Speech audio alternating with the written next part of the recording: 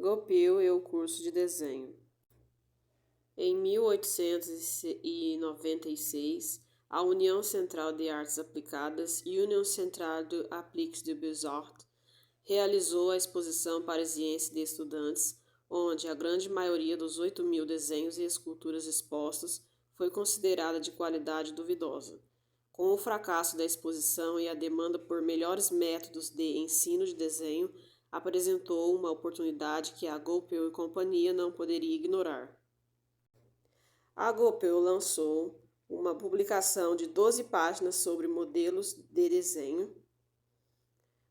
para desenho, de modèles de dessin, onde pomposamente anunciava o curso de desenho de Bargue, nos seguintes termos: a Maison Goupil não poderia permanecer insensível aos crescentes apelos, tendo como objeto a resposta a um elevado grau de preocupação contemporânea.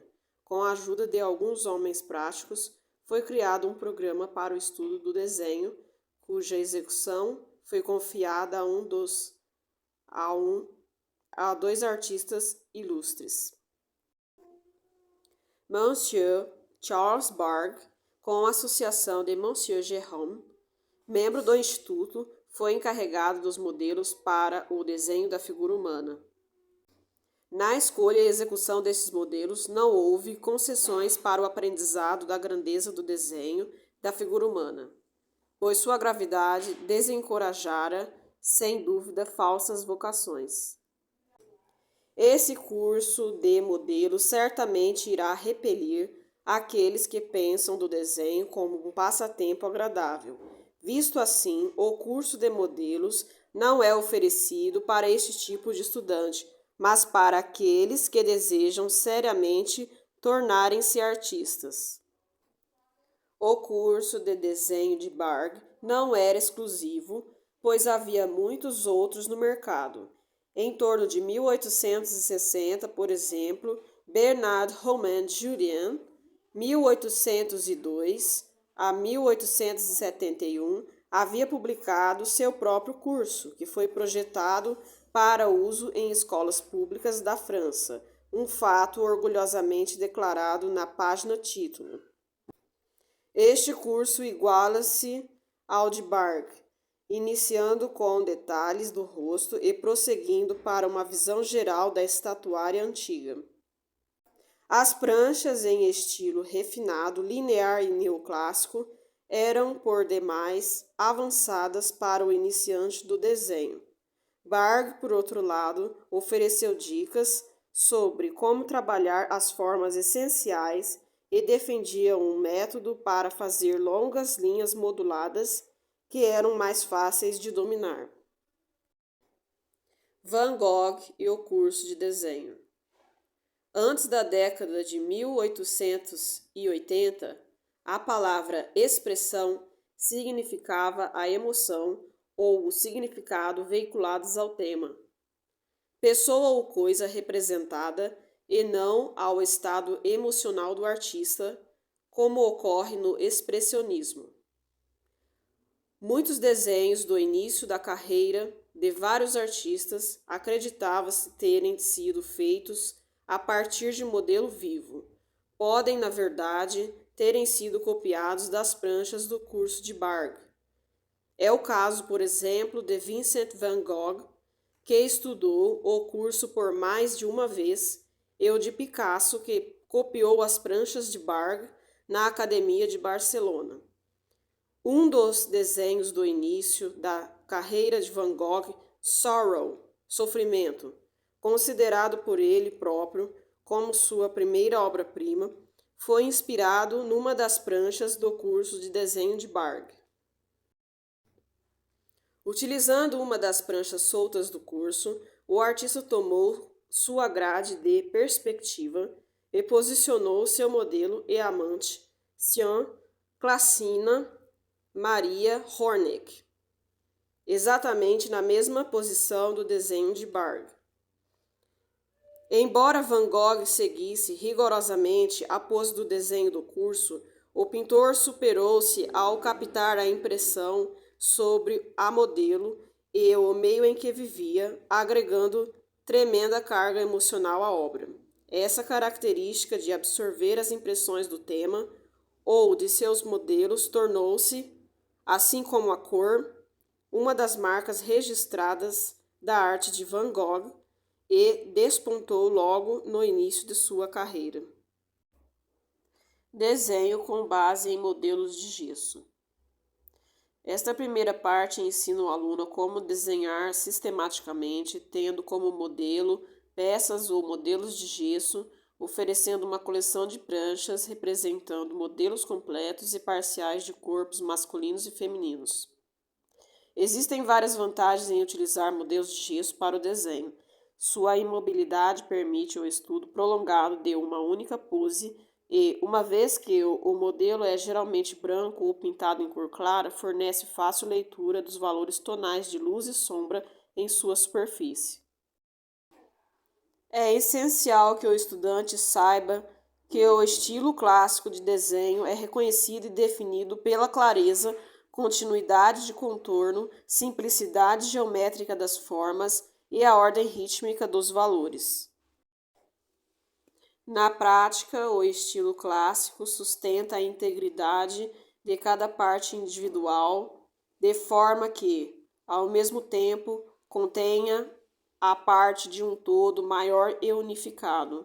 Por exemplo, a fachada de um templo grego apresenta uma composição unificada, onde as partes são claramente separáveis e identificáveis. O frontão, o entablamento, as colunas com o ábaco, eixo e a base. Cada parte é independente da exatidão de sua forma e a precisão de seu revestimento.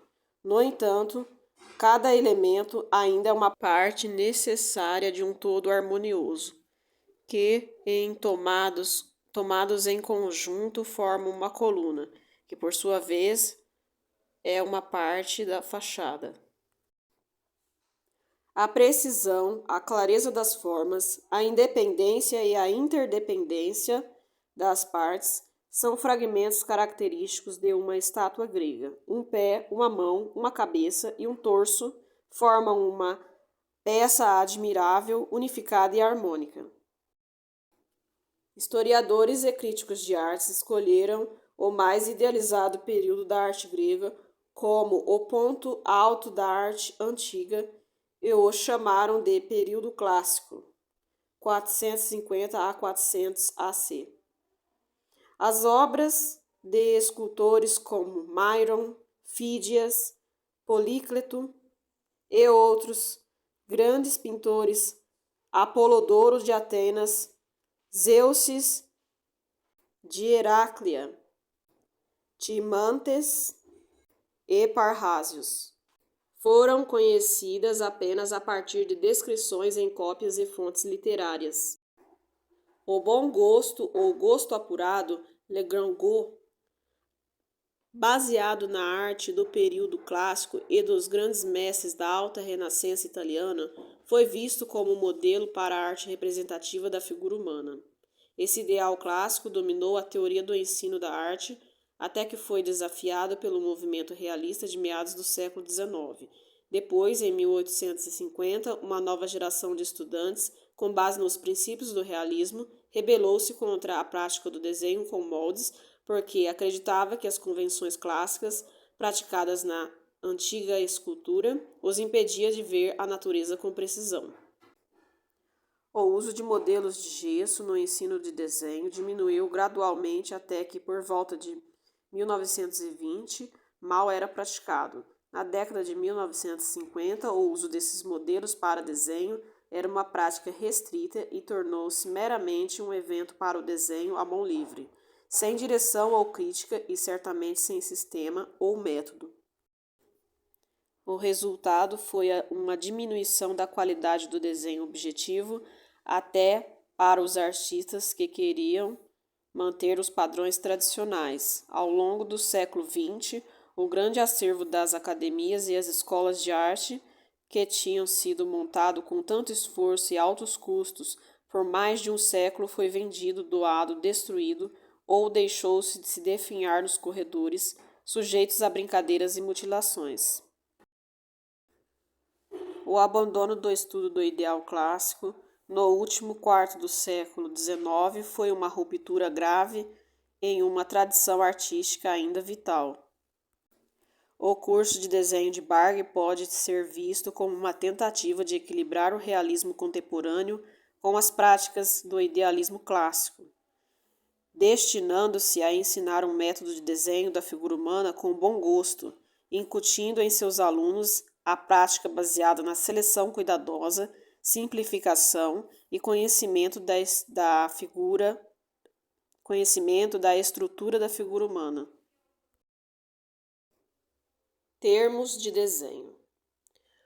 Um ponto é uma marca sobre uma superfície de desenho. Uma linha é uma marca gerada por pontos que se ligam sobre uma superfície plana. Duas linhas que se cruzam ou se juntam formam um ângulo. Pontos, linhas e ângulos constituem os elementos básicos para a construção do contorno ou da forma visual exterior de um objeto. Basicamente, o desenho é o ato de escolher elementos da natureza e gravá-los no papel, preservando seus relacionamentos plásticos. Enquanto você estuda as relações dos pontos, linhas e ângulos observados na natureza, pergunte-se: este ponto é mais alto ou mais baixo do que o outro? Aquela linha é a mais longa ou a mais curta que a outra? Um ângulo é mais ou menos agudo do que o outro? Essas perguntas e comparações o permitirão analisar e registrar a forma dos desenhos do curso de Bargue ou qualquer outro objeto que deseje desenhar.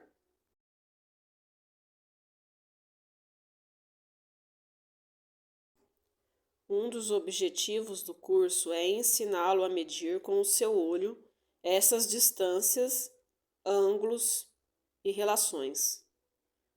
Alguns alunos usam um lápis, uma agulha de tricô ou um prumo, estendendo um dos braços em frente ao objeto escolhido, fechando um dos olhos, a fim de medir com mais precisão as distâncias entre determinados pontos no papel e no papel que receberá o desenho.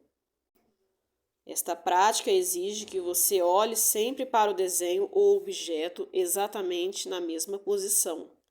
Alguns alunos também usam uma régua ou um transferidor, que podem poupar horas de frustração. No entanto, o ideal é que você treine seu olho para calcular essas distâncias sem recorrer a essas ferramentas. Valores e modelagem. Na teoria e na prática da arte, o termo valor refere-se aos claros ou escuros de uma área exposta à luz. Alguns autores substituem o termo valor por tom. Na natureza, os valores revelam a forma de um objeto em relação a uma fonte de luz. Por exemplo, cada lado de um cubo terá um valor diferente, porque cada lado tem uma diferente orientação espacial para a fonte de luz. Uma quantidade diferente de luz recebida e, para o espectador, uma perspectiva única. Da mesma forma, os valores serão afetados pelo tipo de luz que atinge o objeto, direta, difusa ou refletida, e pela força da fonte da luz, forte ou fraca. Essas distinções representam problemas difíceis para o artista. Em desenho, a transcrição dos valores relativos de um objeto é chamado de modelagem. Existem 3 técnicas que podem ser aplicadas à modelagem de luzes e sombras. Número 1. Esfumato. O esfuminho rolo de papel enrolado e comprido em uma forma de lápis, disponível em diversas espessuras. É muito utilizado devido à sua limpeza e precisão, produzindo um suave efeito atmosférico. O esfuminho é preferível à ponta do dedo, pois a gordura da pele prejudica o trabalho de sombreamento do desenho. Número 2. Veladura. Com a ponta do lápis ou carvão, cobre-se o desenho levemente com linhas suaves. Esta técnica altera o valor de uma forma muito sutil e o efeito pode assemelhar-se a véus translúcidos de sombra sobre o desenho. Número 3. Rachura. É a construção das sombras por meio de linhas finas que, ao se cruzarem, produzem massas de preto. Quanto mais essas linhas se cruzarem, maior é a intensidade de preto. Esta técnica é essencialmente a mesma utilizada em gravuras,